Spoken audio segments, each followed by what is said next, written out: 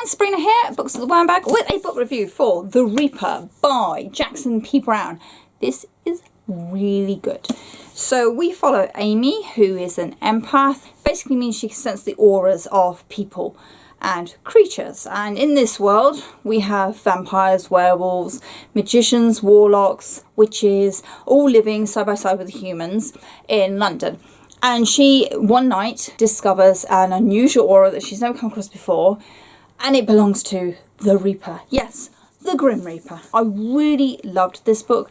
This is a great mix of supernatural elements that we're vaguely familiar with, mixed with African mythology. There's a new way of looking at how the Grim Reaper works and how it's been woven through our society and all that. But also Amy's Jamaican heritage, which is very important to her because she was raised by her grandmother, and her grandmother's taught her everything she knows about being an empath and that.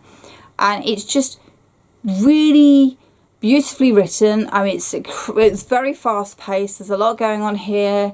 There's definitely a slow burn friendship going on. It's not a romance, but there's definitely a connection between the two. The world building is amazing. So you've got these two worlds. So you've got our world, our London, but you also have what's called the downstairs world, where all the outlaws live. So the werewolves, the vampires and all that. And there is literally like a mirror of London underground, where they are free to live and be themselves, but also they can go up and upstairs into like our London.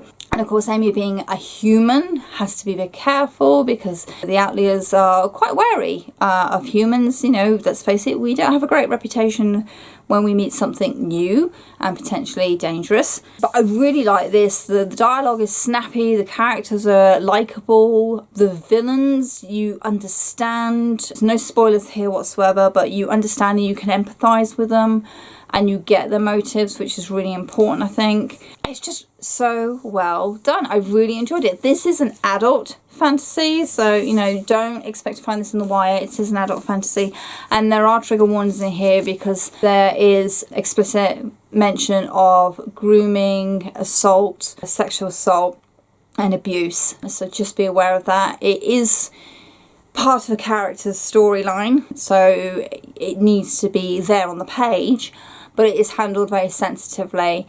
And at no point was it gratuitous or anything. It's just very matter-of-factly reported, which I thought the author handled really, really well.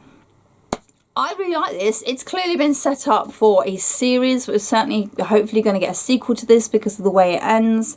But I love the mythology that runs throughout this, how it all hangs together, how it ties into our world, how it ties into our vague understanding of supernatural creatures, but also bringing in this a new, well, at least to me anyway, twist on the origins of some of these mythical creatures and that. So it's really cool. Really loved it. Yeah, highly recommend this one. I don't think The Reaper's getting enough love that it deserves. I think it's kind of slipping under the radar. So if you can get your hands on a copy of this, please give it a read, because I found it highly enjoyable and read it in a couple of days. It was that good. So if you've read The Reaper, leave your thoughts down below, but again, no spoilers, because I think it's important not to have big details spoiled for this one. I think it's good to go in with very little knowledge. And what's your favourite supernatural story, other than The Reaper, of course? As always, thank you very much for watching and happy reading. Bye!